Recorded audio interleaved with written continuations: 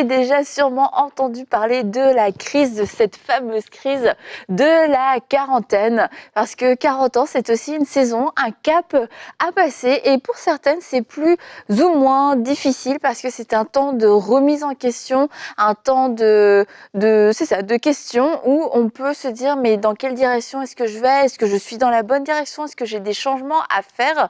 Et ça peut amener de bonnes réflexions, mais ça peut aussi amener des temps de confusion. Alors aujourd'hui, on veut vous encourager, mesdames, si vous êtes en train de passer un cap, bon, on a mis crise de la quarantaine, mais ça peut être de la trentaine ou de la cinquantaine, ou ça peut être 33, 34, 53, peu importe, mais cette crise un peu existentielle où on remet beaucoup de choses en question. Alors comment la passer et comment faire pour ne pas perdre pied dans ces moments de grands questionnements? Et je suis avec Nadine, qui n'a pas fait de crise de la quarantaine. Non, je n'ai pas fait de crise de quarantaine. Et Aurélie... J'ai fait la crise de la dizaine.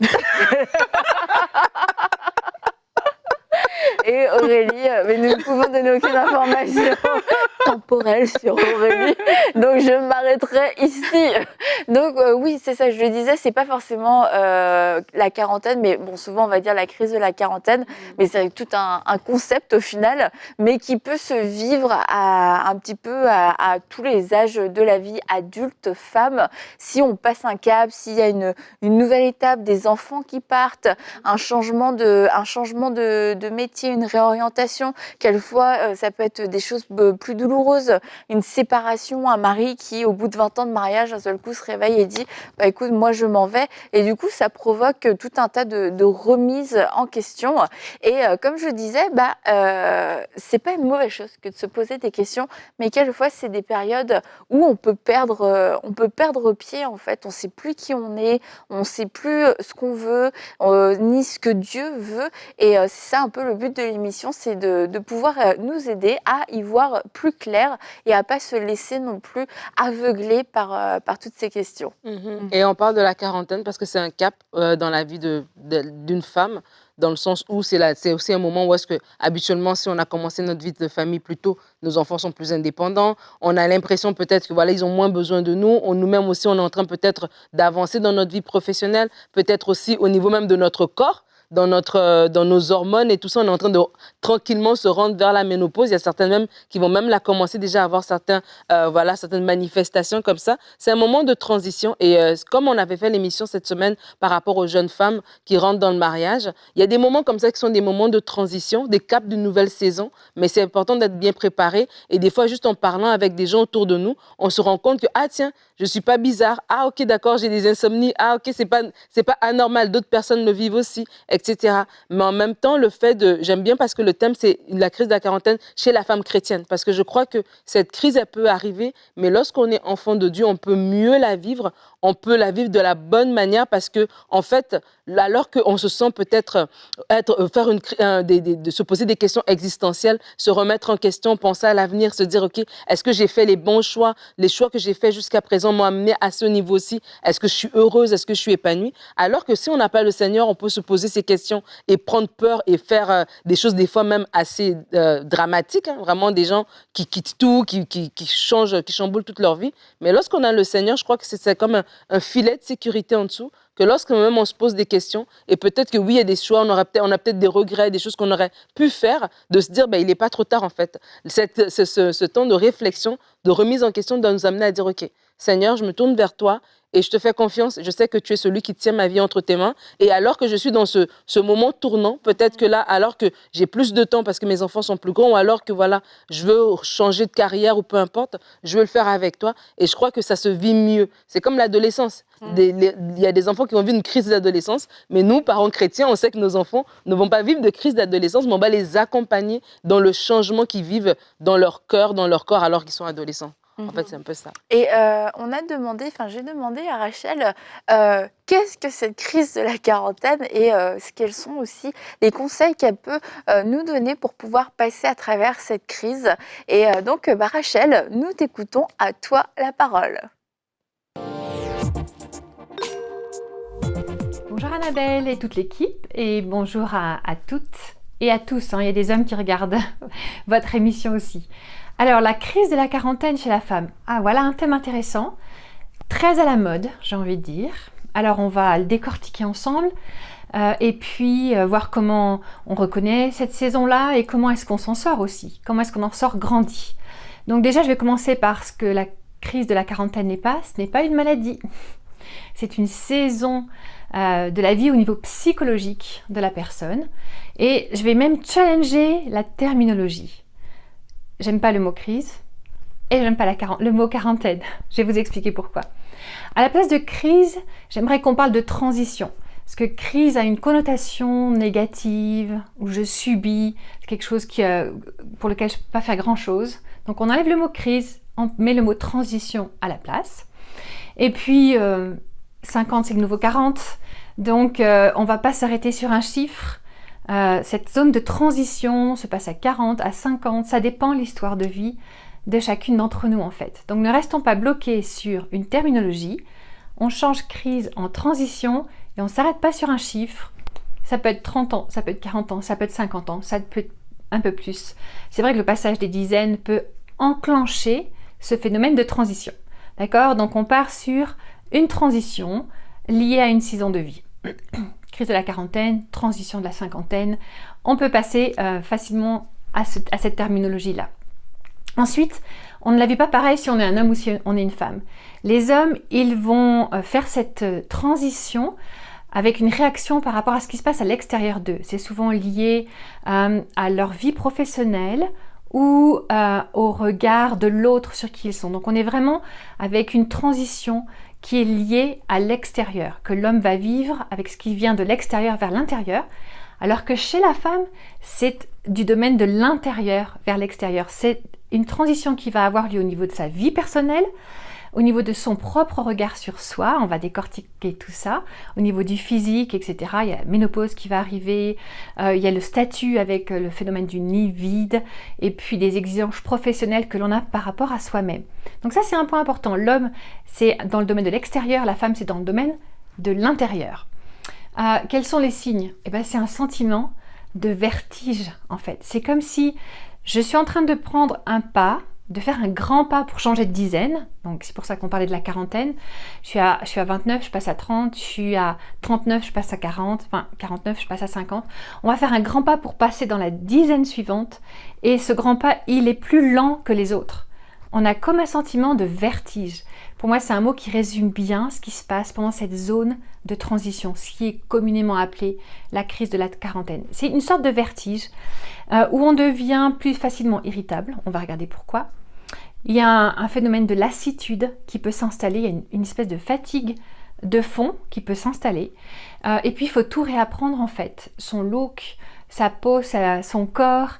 Il y a des frustrations par rapport à la sexualité qui peuvent se mettre en place aussi. Donc, c'est une zone de transition avec une zone de vertige où j'ai du mal à me situer. J'ai besoin d'apprendre à me repositionner.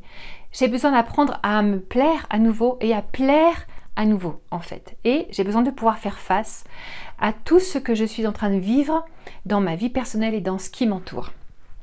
Ce sont un petit peu les symptômes, les signes qu'on est en train de vivre cette transition. Alors qu'est-ce qu'on fait dans ce cas-là? Premièrement, on se donne le temps de faire le point.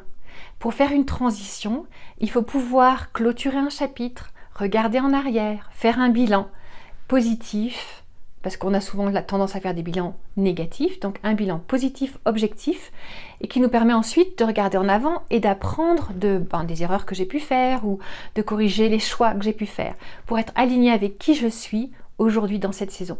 Quand on a Dieu dans sa vie, c'est le temps de prendre une petite retraite spirituelle, de faire le point avec Dieu. Seigneur, à quoi ressemble ma prochaine saison? Qu'est-ce que tu as à me dire sur la saison qu'on vient de terminer? Qu'est-ce que je peux apprendre pour grandir au travers de cette transition, au travers de ce passage de dizaines? On fait le point. Donne-toi la permission de faire le point pour pouvoir vivre cette transition le mieux possible. Qu'est-ce que je laisse, mais qu'est-ce que je découvre aussi? Quand on se donne le temps de mettre des mots sur ce que l'on perd, on prend le temps de mettre des mots sur ce que l'on gagne. Et puis, il faut peut-être faire le point par rapport à ce fameux nid vide.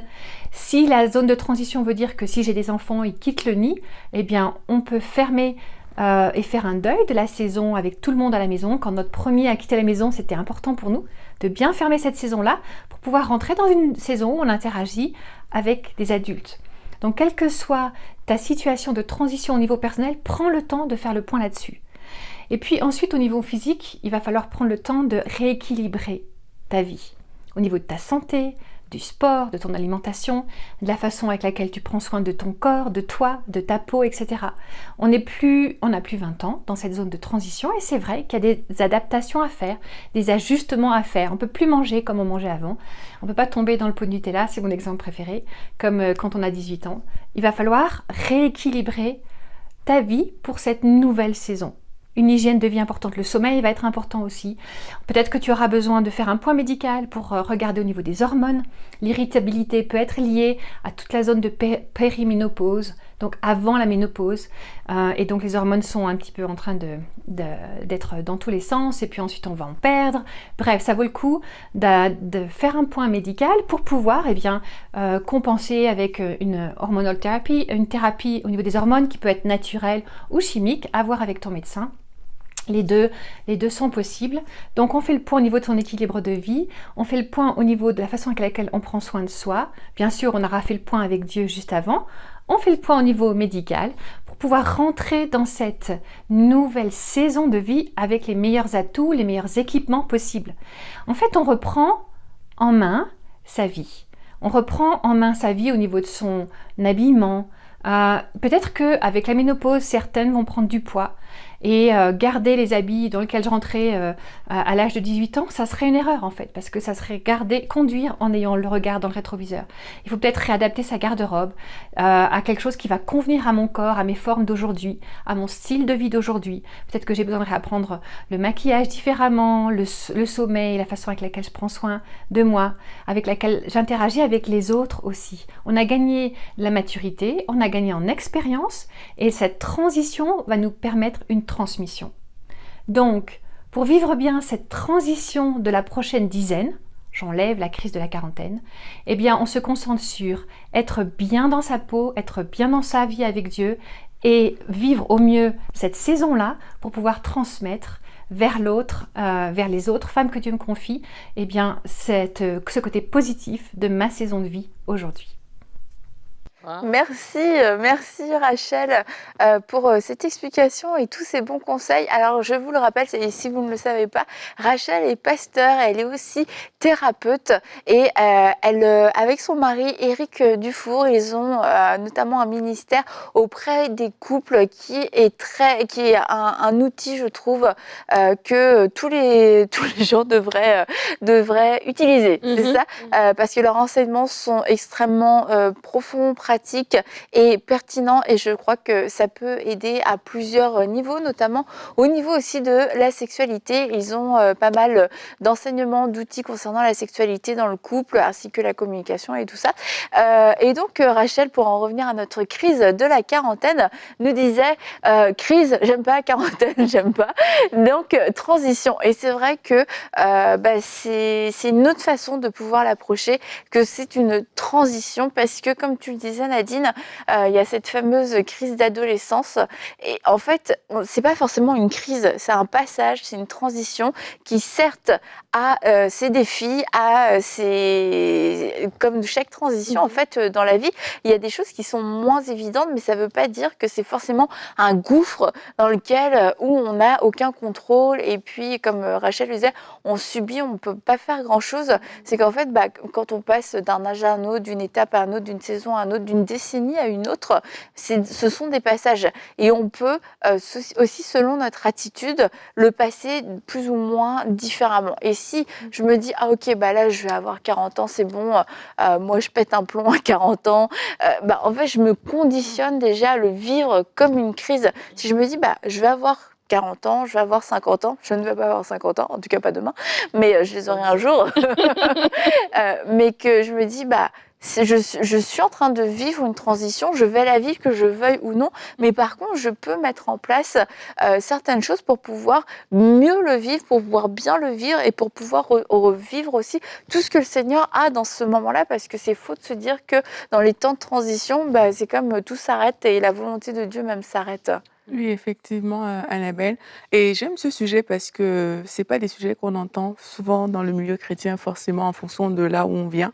Et c'est important d'en parler. Et le mot transition est aussi très important parce que, en fait, quand tu sais ce qui arrive, moi, je parle peut-être pour les personnes qui, peut-être qu'elles le vivent aujourd'hui ou ne le vivent pas encore, mais quand tu sais ce qui arrive, mais c'est plus facile, en fait, de passer justement ces transitions-là. Mais trop souvent, c'est qu'on ne sait pas parce qu'il n'y a pas assez d'informations sur le sujet, peut-être dans le milieu chrétien, on ne sait pas trop ces choses-là. Et puis, on va en se disant, OK, tout va bien aller, j'ai Dieu avec moi et tout. Mais tu as Dieu avec toi, mais ton corps, il change. Il y a des évolutions, il y a des choses qui se font. Et c'est important de parler de ces choses-là. Donc, moi, c'est l'une des choses déjà que je te félicite pour ce sujet. Merci. Parce que c'est vraiment important. Maintenant, comme Nadine disait, le fait d'avoir Dieu dans sa vie donne quand même des perspectives différentes en fonction des transitions par lesquelles on peut passer dans la vie. Et c'est important de revenir à ce que Dieu nous a dit dès le départ, parce que ton corps peut changer, mais les paroles que Dieu a prononcées sur ta vie ne vont pas forcément changer. Donc, c'est important de revenir à ce que Dieu a dit et de faire le point sur cette base-là. Rachel a parlé de faire le point. Et c'est vraiment important de mettre les deux ensemble pour savoir que, OK, mon point, c'est pas juste un point hyper général sur tout ce qui se passe dans ma vie. C'est, OK, il y a des choses que Dieu a parlé et où est-ce que j'en suis par rapport à ces choses-là?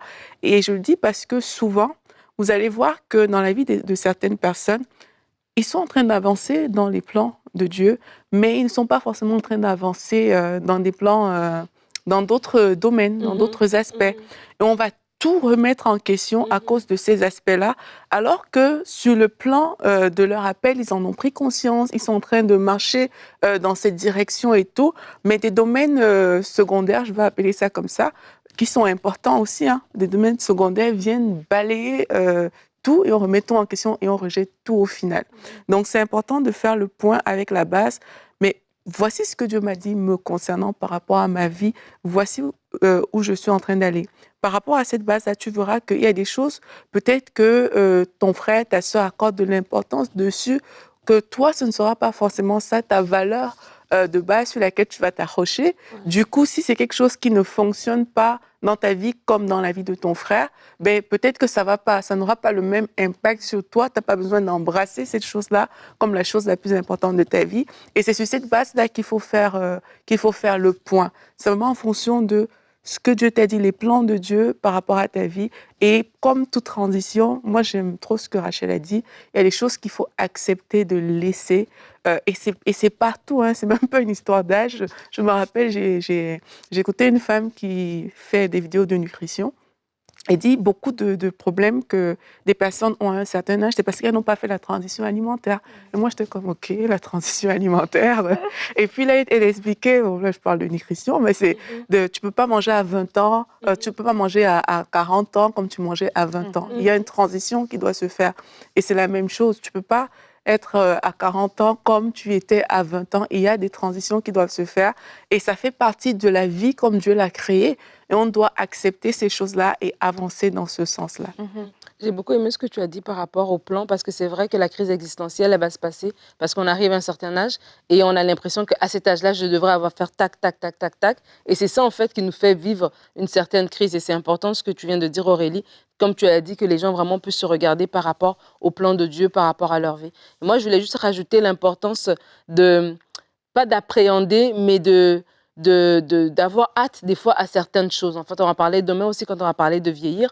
Mais vraiment, des fois, si on aborde quelque chose de façon positive, on ne la vit pas comme une crise, en fait. On la vit vraiment comme une transition. On la vit comme une nouvelle étape. C'est comme un enfant qui va aller à l'école et qui va être, voilà, il a hâte d'aller à l'école, il a son sac, puis la veille, voilà, son vêtement est déjà prêt pour sa première journée parce qu'il a hâte d'y aller. Et cet enfant qui a hâte d'y aller va mieux vivre sa journée d'école que l'enfant qui va à reculons, en fait. Et c'est important, c'est pour ça que quand on avance dans la vie, on doit d'abord comprendre que c'est une grâce d'avoir des années, parce qu'on connaît des gens qui ont le même âge que nous, qui eux qui n'ont pas vu cette journée-là. Donc des fois, quand on aborde la vie avec l'idée que c'est une grâce d'aller dans cette nouvelle saison de la quarantaine, ça nous permet d'y aller vraiment avec une bonne disposition de cœur. Puis moi, je me rappelle quand j'ai eu 40 ans, parce que j'ai 40 ans, Mes beaux-parents. Tu les fais pas, Nadine. Mais merci. Et toi non plus. J'espère que tu me retournes le compliment. Toi non plus, tu les fais pas. OK, continuez. À 40 ans, non, elle est très polie. Aurélie. Et mon beau-père, mes beaux-parents m'ont fait une carte, ils m'ont fait des cadeaux, mais ils m'ont fait une carte. Et dans la carte, ils parlaient de la transition du peuple d'Israël qui était 40 ans dans le Ah Oh, ouais, c'est une carte.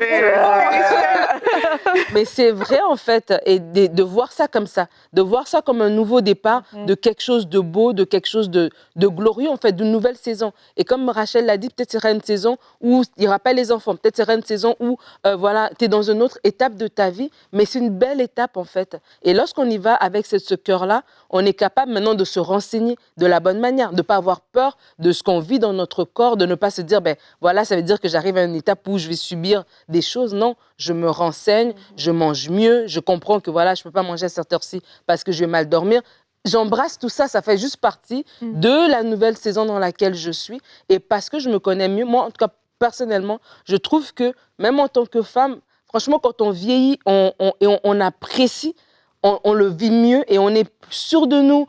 C'est une belle chose, en fait. C'est faux quand la société nous dit que, voilà, on est à notre top quand on a 20 ans. C'est faux. Plus qu'on avance, franchement, plus on s'embellit et plus on prend de la saveur. Et quand on a cette attitude, je crois qu'à ce moment-là, on est en mesure de mieux l'embrasser et de mieux la vivre, en fait, notre quarantaine. T'embrasses beaucoup à 40 ans. Ah, moi, je suis à fond. D'accord. Je pense aussi que toutes ces questions qu'on se pose, cette remise en question, c'est pas forcément une mauvaise chose parce que si on s'arrête jamais pour se poser certaines questions, eh bien, on risque de continuer dans la même direction. Puis si ça se trouve, c'est pas forcément la meilleure direction. Il y a des ajustements à faire. Donc c'est bon quelquefois que ces grands moments de la vie, ces décennies ou à un moment où un enfant part, etc., ça nous force à nous asseoir puis à nous dire ok, là qu'est-ce que je fais maintenant, c'est quoi la prochaine étape.